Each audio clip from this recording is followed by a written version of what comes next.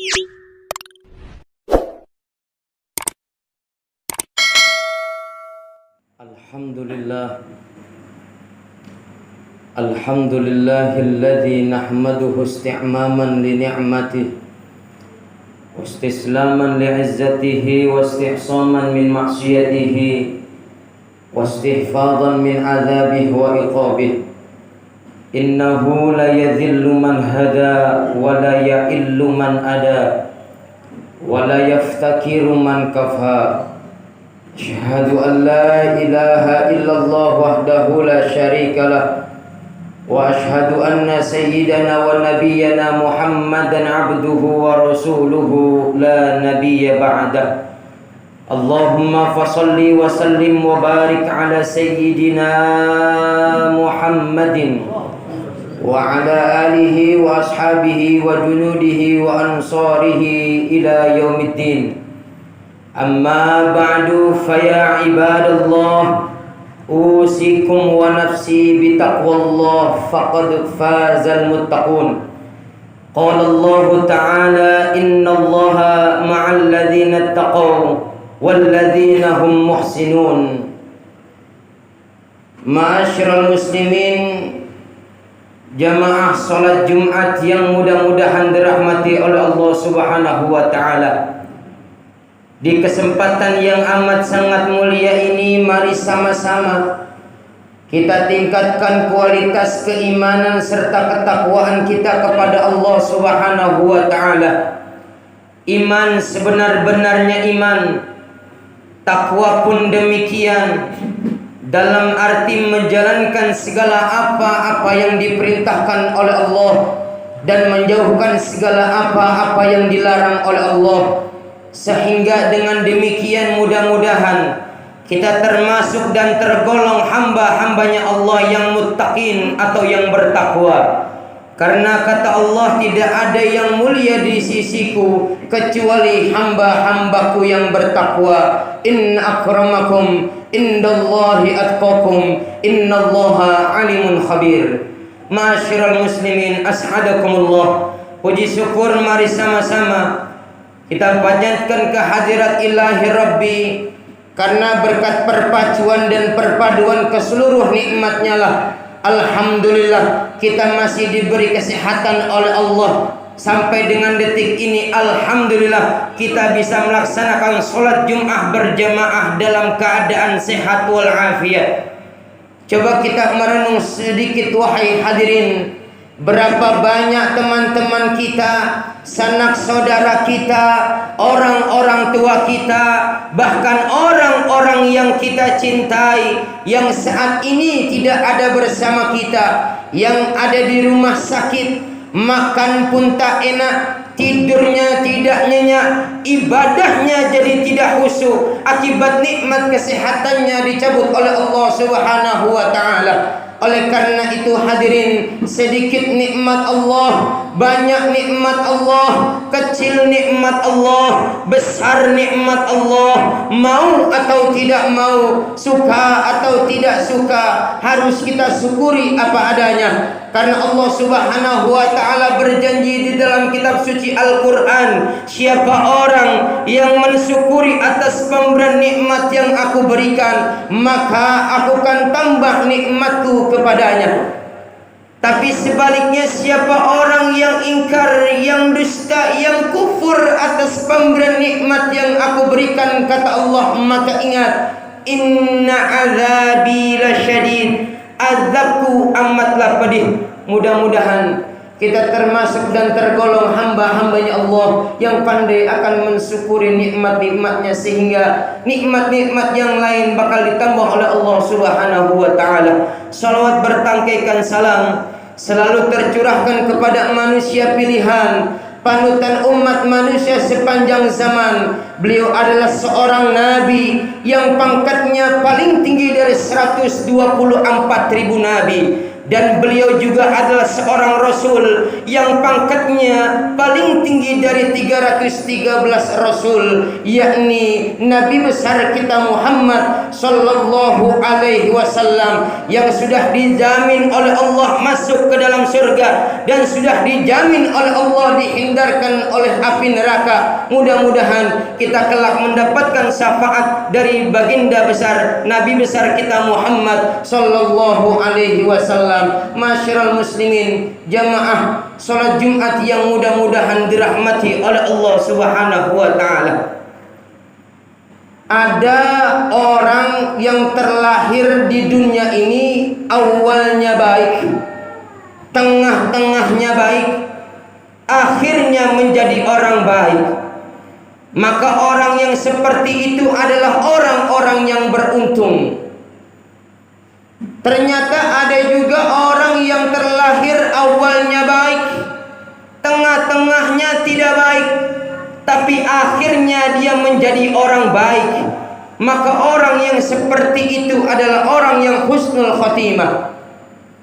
Ternyata hadirin, ada juga orang yang terlahir awalnya baik, tengah-tengahnya tidak baik, akhirnya menjadi orang yang tidak baik. Maka orang yang seperti itu orang yang merugi. Maka kata Al-Imam Abu Hamid bin Muhammad bin Muhammad bin Muhammad Al-Ghazali di dalam salah satu karangan kitab beliau yang terkenal namanya kitab Ihya Ulumuddin, kata Al-Imam Ghazali, ada 4 golongan manusia di dunia ini. Yang pertama, sa'idun fid dunya wa sa'idun fil akhirah, yakni dia bahagia di dunia, bahagia pula di akhirat. Manusia yang seperti apa? Yakni manusia yang cita-citanya dikabulkan di dunia, segala keinginannya terwujud di dunia, hartanya banyak, rumahnya megah, mobilnya mewah, segala apa yang diingini di dunia ini dikabulkan oleh Allah Subhanahu wa taala. Namun dengan diberikan harta yang banyak, keinginan dikabulkan oleh Allah di dunia, dia tidak lupa oleh Allah Subhanahu wa taala. Maka orang yang seperti itu adalah orang yang sa'idun fid dunya wa sa'idun fil akhirah. Dia bahagia di dunia, bahagia pula di dalam akhirat. Lalu yang kedua kata Al-Imam Ghazali, sa'idun fid dunya wa saqiyun fil akhirah. Dia bahagia di dunia tapi dia tidak bahagia di akhirat, bahkan celaka di akhirat. Manusia yang seperti apa? Sama seperti halnya yang pertama, segala keinginannya dikabulkan di dunia, mau apa saja ada di dunia, tapi dia lupa oleh Allah Subhanahu wa taala, tidak menyadari bahwasannya yang dia miliki di dunia ini hanyalah titipan dari Allah. Inna lillahi wa inna ilaihi raji'un. Semua datang dari Allah, bakal kembali kepada Allah. Dia tidak meyakini seperti itu. Maka orang yang seperti itu hanyalah orang yang bahagia di dunia tapi tidak bahagia di akhirat. Lalu yang ketiga, kata Al-Imam Ghazali di dalam kitab Ihya Ulumuddin-nya, saqiyun fid dunya wa sa'idun fil akhirah. Dia tidak bahagia di dunia tapi dia bahagia di akhirat. Manusia yang seperti apa? Yakni manusia yang diberi oleh Allah serba pas-pasan di dunia. Kadang pagi makan, sore tidak, sore makan, pagi tidak, serba pas-pasan hidup di dunia. Namun dengan diberikan harta yang pas-pasan, dia menyadari bahwasannya ini hanyalah ujian dari Allah Subhanahu wa taala, lebih mentakarubkan dirinya kepada Allah. maka manusia yang seperti itu, manusia yang tidak bahagia di dunia, tapi bakalan bahagia di alam akhirat. Lalu yang keempat atau yang terakhir kata Al-Imam Ghazali, saqiyun fid dunya wasaqiyun fil akhirah. Dia tidak bahagia di dunia, tidak bahagia pula di akhirat. Na'udzubillah summa na'udzubillah min dzalik. Manusia yang seperti apa? Yakni manusia yang diberikan serba pas-pasan hidup di dunia, namun dia tidak menyadari bahwasanya ini hanyalah ujian dari Allah. Dia malah jauh dari para alim ulama, lebih menyekutukan Allah, musyrik kepada Allah Subhanahu wa taala. Maka manusia yang seperti itu, dia tidak bakal bahagia di dunia, tidak bakal bahagia pula di akhirat. Maka hadirin, setiap kita pasti menginginkan menjadi seperti predikat yang pertama yang dikatakan oleh Al-Imam Ghazali, yakni manusia yang bahagia di dunia, bahagia pula di akhirat. Maka pada hakikatnya kita manusia hidup di dunia ini hanyalah untuk beribadah kepada Allah Subhanahu wa taala. Kalaulah kita menginginkan predikat yang pertama yang dikatakan oleh Al-Imam Ghazali, maka ketahuilah bahwasannya kita hidup di dunia ini hanyalah untuk beribadah kepada Allah Subhanahu wa taala, sesuai dengan firman Allah Subhanahu wa taala, "Wa ma khalaqtul jinna wal insa illa liya'budun." Tidaklah aku ciptakan jin dan manusia hanyalah untuk beribadah kepadaku, kata Allah Subhanahu wa ta'ala. Maka beruntunglah kita sebagai hamba-hambanya Allah yang beriman. Kenapa khatib katakan beruntung sebagai hamba-hamba yang beriman? Karena Allah Subhanahu wa ta'ala berjanji kepada orang-orang yang beriman. Apa kata Allah? Wa'adallahu alladhina amanu wa amilus salihati lahum maghfiratun wa ajrun azim. Allah telah menjanjikan kepada orang-orang yang beriman. Apa yang Allah janjikan kepada orang-orang yang beriman? Lahum, yakni bagi orang-orang yang beriman, maghfiratun wa ajrun azim. Baginya, yaitu bagi orang-orang yang beriman, ampunan dan pahala yang amat sangat besar. Oleh karena itu hadirin, yuk sama-sama kita maksimalkan sisa hidup kita hanyalah untuk beribadah kepada Allah Subhanahu wa taala. Karena kenapa? Perlu kita ketahui, sedang ada yang iri kepada kita yang masih hidup. Ada yang iri dan cemburu kepada kita makhluk hidup. Siapa yang cemburu dan iri kepada kita? Yakni para ahli-ahli kubur kita, hadirin. Dijelaskan di dalam kitab Tanbihul Mubtarrin, kata musannif, ma min lailatin illa wa munadin yunadi ya ahlal kubur man tagbituna al-yawm fayakulun nagbitu ahlal masajid li'annahum yasumuna wa la nasum yusalluna wa la nusalli wa yadhkuruna Allah wa la nadhkuruhu. Dijelaskan di dalam kitab Tanbihul Mubtarrin, kata musannif, tidaklah pada setiap malamnya para ahli-ahli kubur kita ada yang memanggil man taghbitunal yaum. Siapa yang memanggil para ahli kubur kita? Tentunya malaikat penjaga kuburan, dan bertanya kepada ahli kubur kita, apa yang membuat kamu iri wahai ahli kubur? Fayaqulun, kemudian para ahli-ahli kubur kita menjawab, nagbitu ahlal masajid. Aku cemburu kepada orang-orang yang gemar beribadah di dalam masjid, yang membantu perjuangan Islam, yang membantu syiar agamanya Allah di dunia ini. Maka ada 3 sebab yang membuat ahli kubur kita cemburu. Yang pertama, yasumuna wala nasum. Kita masih hidup, alhamdulillah masih bisa berpuasa. Sedangkan kami, kata ahli kubur, tidak lagi bisa untuk berpuasa. Lalu yang kedua yang membuat para ahli kubur kita cemburu, kita masih bisa sholat. Sedangkan kami, kata ahli kubur, tidak lagi bisa untuk melaksanakan sholat.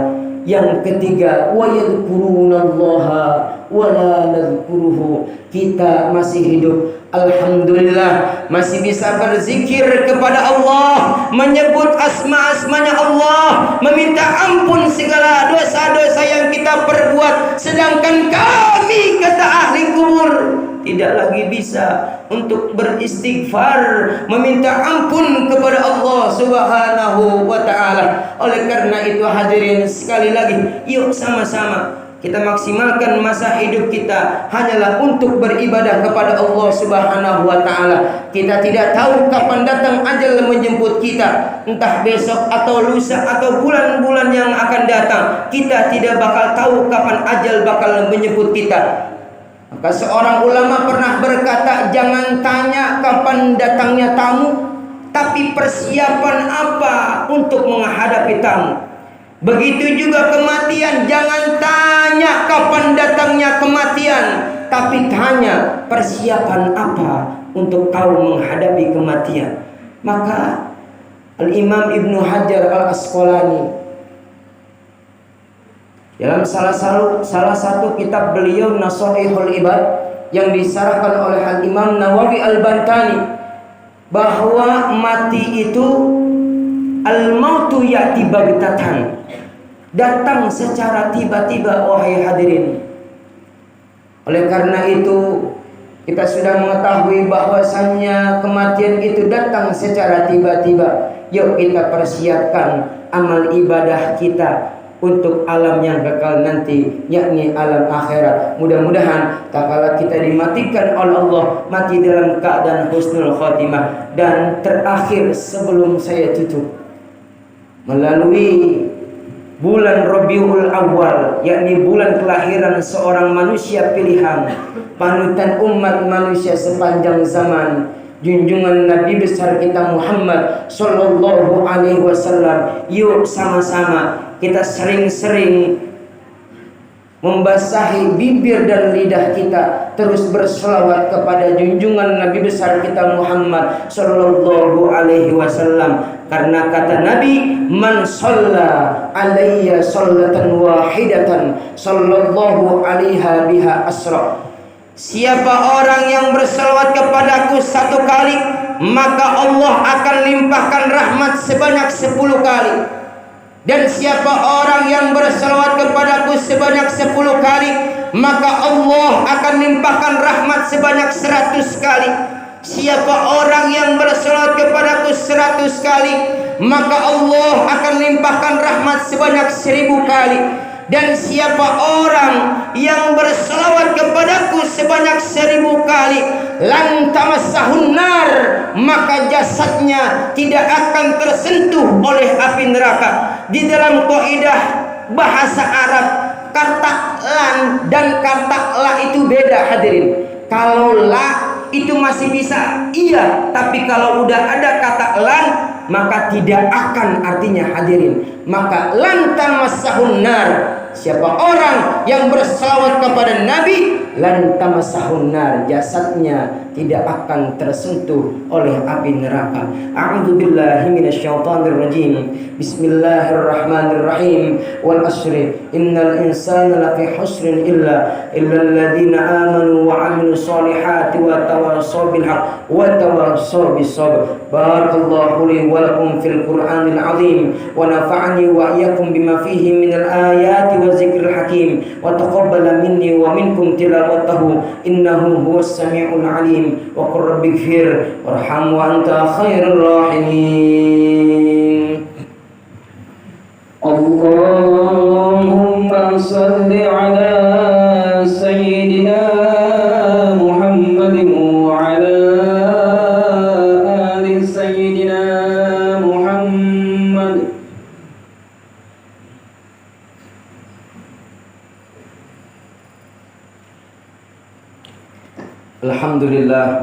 Alhamdulillahilladzi qad akhraja nata'ijal fikri li arbabil hija wa anna fadailahu wa ni'amahu qad afdha ila kaffatil bashari syarqi wa gharba. Asyhadu an la ilaha illallah wahdahu la syarika lah wa asyhadu anna sayyidana wa nabiyyana Muhammadan abduhu wa rasuluhu la nabiyya ba'da. Allahumma fassalli wa sallim wa barik ala sayyidina Muhammadin wa ala alihi wa sahbihi ajma'in. Amma ba'du, faya ibadallah ittaqullaha haqqa tuqatih wa la tamutunna illa wa antum muslimun. Qala Allah ta'ala, innallaha wa malaikatahu yusalluna 'alan nabi ya ayyuhalladzina amanu sallu 'alaihi wa sallimu taslima. Allahumma shalli wa sallim wa barik ala sayyidina Muhammadin wa ala alihi wa sahbihi ajma'in wa ala tabi'in wa ala tabi'in wa ala arba'ati khulafa'ir rasyidin sadatina Abi Bakrin wa Umar wa Uthman wa Ali wa man baqiyat sahabati Rasulillah ajma'in wa alaina ma'ahum bi rahmatika ya arhamar rahimin. Allahumma ighfir lil mu'minina wal mu'minat wal muslimina wal muslimat al ahya'i minhum wal amwat. Allahumma ansur ummat sayyidina Muhammad. Allahumma aslih ummat sayyidina Muhammad. Allahumma ij'al baldatana Indonesia hadhihi baldatan tayyibatan tajri fiha